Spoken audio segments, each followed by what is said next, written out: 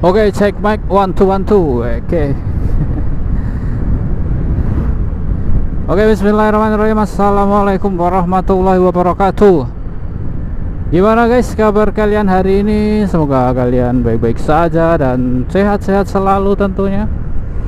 Dan semoga kalian selalu dilancarkan rezekinya, dilindungi oleh Yang Maha Kuasa, dan dimudahkan segala urusannya. Oke, ya kembali lagi ya bersama Raurusan MV. Gatel. Oke, dan kali ini gua libur kerja. Sebenarnya badan gua juga agak ini sih kurang enak dari beberapa hari yang lalu. Dan greges ya karena wis kayak mau batuk, terus flu, cuman kemarin udah ya minum obat udah agak lumayan sih, cuman ini tadi emang agak masih agak batuk-batuk, tapi udah mendingan lah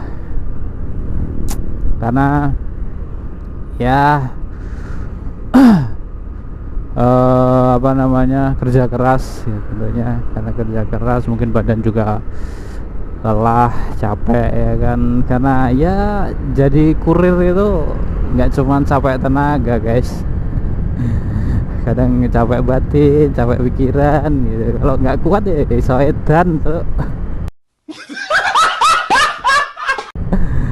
Apalagi ketemu boyer-boyer sing dulu kok era karuan ya. Ditambah lagi yang dari non orange ya, karena kan sekarang nggak cuman dari si orange aja gitu dapatnya, dari non orange juga dapat gitu. Dan bayar dari non orange ini itu ndelok kabeh cuk, sumpah gitu. Di WA ora direspon, di telepon bajingan ora diangkat tuh. Entah nggak tahu sih, cuman semuanya kayak gitu yang gua dapat. Dan teman gua juga bilang kalau di area dia juga yang bayar yang dari itu emang kayak gitu. Jadi kayak bangsat kalau emang nggak niat beli itu ngapain gitu loh ya kan. Kayak jadi gini loh bro, lu kayak jadi kayak zolim gitu loh sama orang, sama kerjaan orang gitu loh, ngerti nggak? Karena kurir itu dibayar dari barang atau dari paket yang dikirim, yang terkirim maksud gue. Kalau yang nggak terkirim itu nggak dihitung bro.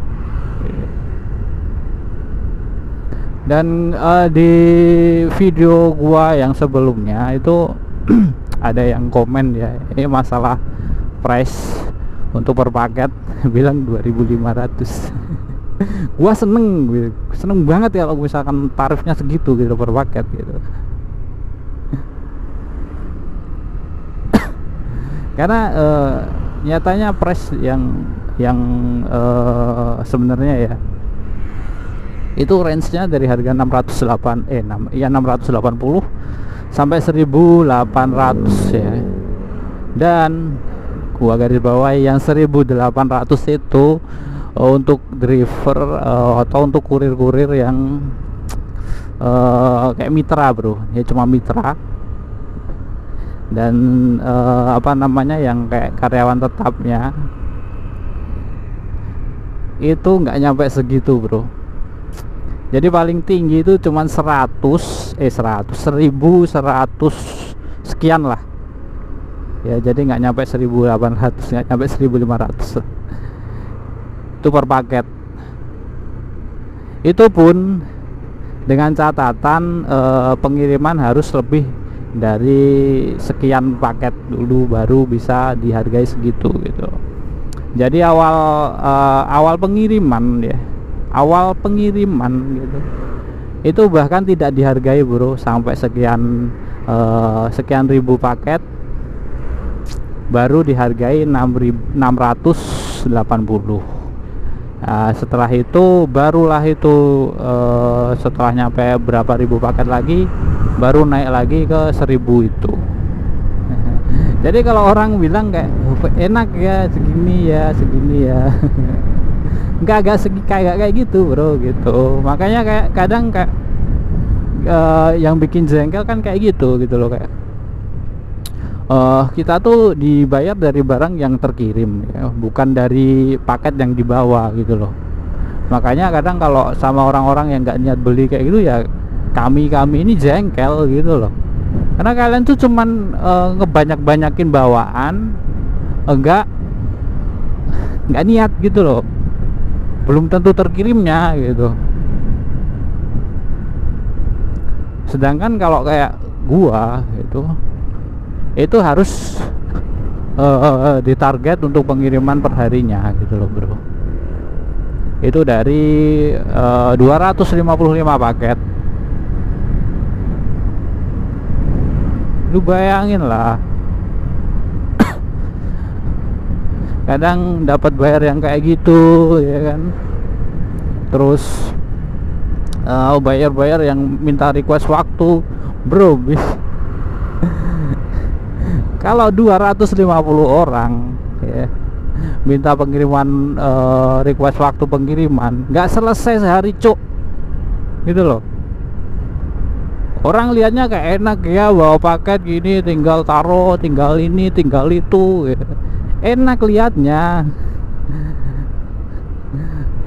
Prakteknya belum tentu bro gitu, karena kadang kita ketemu dengan bayar logo ya kan, udah dikonfirmasi, begitu sampai lokasi orangnya nggak ada, kagak titip ya kan, bilang mau TF kagak TF kan, bangsat gitu loh. Kayak nyepelein banget gitu loh. Kalau gua terserah lah gitu loh, cuman kalau lu bilang mau TF ya TF lah dulu gitu. Kalau nggak TF ya pakan nggak gua kirimin gitu loh ya kan. Lu mau lapor ya gua balikin gitu loh omongan lu, karena SOP-nya kan ya seperti itu gitu loh. COD itu ya lu bayar barang gua kasih gitu. Kalau nggak bayar ya nggak kasih lah, gitulah. Dan kemarin yang bikin jengkel adalah gua udah konfirmasi ya kan. Terus terang kan gua kalau konfirmasi emang dari pagi gitu, sambil ngerute paket ya, gua ngurutin mana dulu nih ya kan, yang pertama gua kirim gitu ya, setelah itu gua WA nih semuanya gitu loh. Jadi ya jangan heran kalau misalkan dari waktu WA sampai ke lokasi itu lama itu, karena ya kayak gitu prosesnya. Kita harus konfirmasi dulu ke orangnya gitu loh, supaya apa ya, supaya lu siap-siap gitu loh.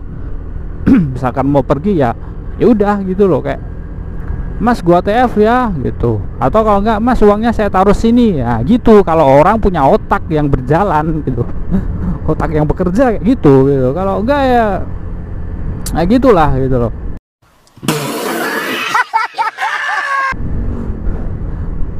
Dan kemarin ada orang kayak gitu udah dikonfirmasi jam segitu pagi gitu, sampai lokasi nih ya gini. Gimana nggak jengkel ya bro ya? Gua sampai lokasi ya, gua WA nggak direspon. Pertama itu pagi nggak direspon kan, cuma dibaca doang, nggak ada balasan apa-apa. Gua sampai lokasi, gua telepon nih, diangkat. Oke lah ya, gua bilang halo kak, ini saya sudah sampai depan ya. Kagak ada jawaban bro, udah diangkat, ini udah nyambung, cuman tak tak gitu aja. Gua matiin, gua chat lah, gua udah di depan kak, saya udah di depan kak gitu. Karena ini kan gua kirim di kos-kosan ya, yang gua nggak tahu kamarnya yang mana, jadi otomatis kan gua nunggu di depan gitu ya kan. Kok nggak ada respon nih, gua telepon lah lagi gitu, diangkat lagi. Gua bilang lagi halo kak, saya mau kirim paket, ini saya sudah sampai di depan, dan tidak ada jawaban ya kan. Ngomong kayak apa ya atau apa gitu, nggak ada, cuma diem aja. Siapa yang nggak jengkel digituin ya kan? Ya udahlah. Pada akhirnya ya udah, gua retur dah tuh paket ya kan, balikin gudang. Semalam jam 11 Baru bales dengan alasan ini itu lah. Gini lah, waktu gua telepon, gua kan ngomong nih, gua mau kirim paket, ya masa gitu, dia bilangnya yang di rumah nggak tahu kak karena nomor baru bla bla bla bla gitu. Ya kan lu diangkat gitu loh, lu diangkat, gua ngomong gua mau kirim paket nih di depan, ya harusnya tahu kan, ya kan. Emak gua aja yang nggak bisa main smartphone ya, kalau ada telepon ya tahu ngomong gitu loh. Ya masa bisa angkat telepon nggak mau bales ngomong gitu loh.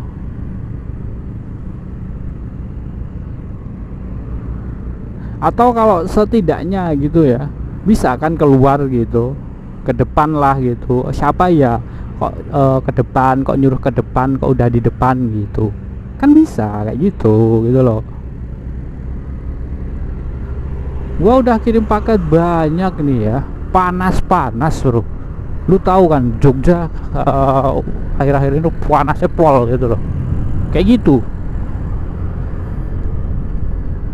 Dan sebelumnya juga ketemu bar yang delokok juga gitu loh. Ini udah wis umet cok. Ditambahin yang kayak gitu.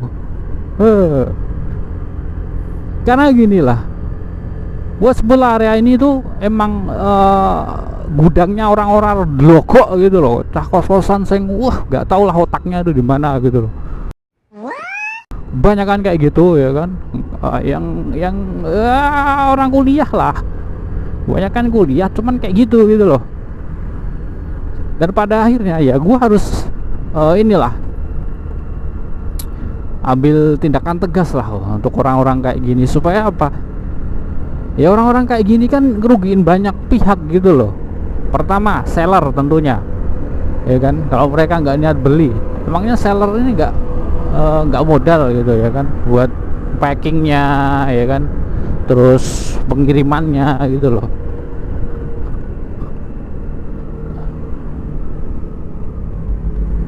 Makanya kadang ya emang harus dibasmi orang-orang kayak gini gitu loh. Dan memang beberapa yang sadar posisi, sadar ini ya, pada akhirnya mereka nggak mau COD gitu, dan non COD semua. Ini yang berakal pikiran dan otaknya jalan tuh kayak gitu. Kalau yang COD biasanya emang udah respon ya, kayak yang TF ataupun ninggalin uang. Cuman emang masih banyak sekali orang-orang yang kayak gitu. Kayak bebal banget nih orang-orang ini gitu loh.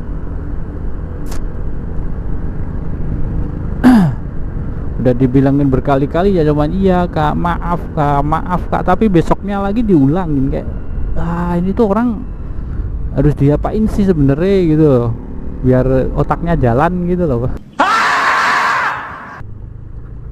Cuman ya ada banyak hal sih yang bisa gua ambil dari kerjaan gua gitu loh, sebagai kurir tentunya. Yang pertama adalah gua bisa ketemu banyak orang dengan banyak sifat, jadi gua bisa belajar dari sana tentunya. Gimana kita harus bersikap ya kan? Terus gimana kita harus menghargai setiap orang. Dan apa namanya, dari situ juga gua bisa kayak belajar untuk bersyukur. Karena terkadang ketika gua kirim paket gitu, gua ketemu sama orang-orang yang ternyata tidak seberuntung gua gitu loh. Karena gua masih bisa kerja seperti ini dengan apa namanya, bayaran yang alhamdulillah gitu, dan bisa ngebahagiain setidaknya, ngasih uang jajan ke anak-anak gua gitu. Karena kadang gua kalau lihat ini bro, gua paling kayak terharu banget ketika gua kirim paket nih, dan paket itu ternyata dibeli orang tuanya untuk sang anak, dan si anak ini tidak tahu kalau paket tersebut tuh untuk dia gitu. Dan apa namanya, ketika tahu gitu tuh kayak, lu tahu kan bro, kayak lu pengen barang nih tapi tiba-tiba ada yang ngasih gitu loh, ya kan. Kayak seneng gua liatnya, sebahagia itu gitu loh. Di balik si kebanyakan bayar tolol yang lain gitu loh, masih ada orang-orang yang kayak gitu loh. Kayak, dan banyak juga sih orang-orang baik gitu loh. Kadang kayak COD pun dilebihin gitu, tambah ada yang ngasih tips di aplikasi juga gitu loh. Makanya kadang kayak, oh gini nih, harusnya gua harus lebih banyak bersyukur tentang itu gitu loh. Makanya kayak terkadang kayak kita yang kurang bersyukur ini tuh kayak, ya Allah gitu ya kan. Kayak itu aja sih ya bro ya. Ya emang namanya juga hidup ya kan, ada aja lah ya. Dan ya untuk vlog kali ini gua tutup sampai di sini dulu ya, kita lanjut lain waktu dan lain kesempatan. Dan terima kasih sudah meluangkan waktu kalian untuk menonton. Jangan lupa subscribe, like, share, dan komen. Nyalakan juga notifikasi kalian supaya kalian tidak ketinggalan video-video terbaru dari gua. Dan tentunya jangan lupa tetap jaga diri, jaga kesehatan, dan see you in the next video. Bye bye. I wanna be the best in the game, invest in my name. Check no restraints, I'm obsessed with the pain. I ingest, I retain, assess and I change. Possessed by the thought I'll be free one day from society's restraints. Money, clout and fame, mud, disease, a plague. We all love to hate, have to play the game, have to make a name. All our insecurities are on display. This is war!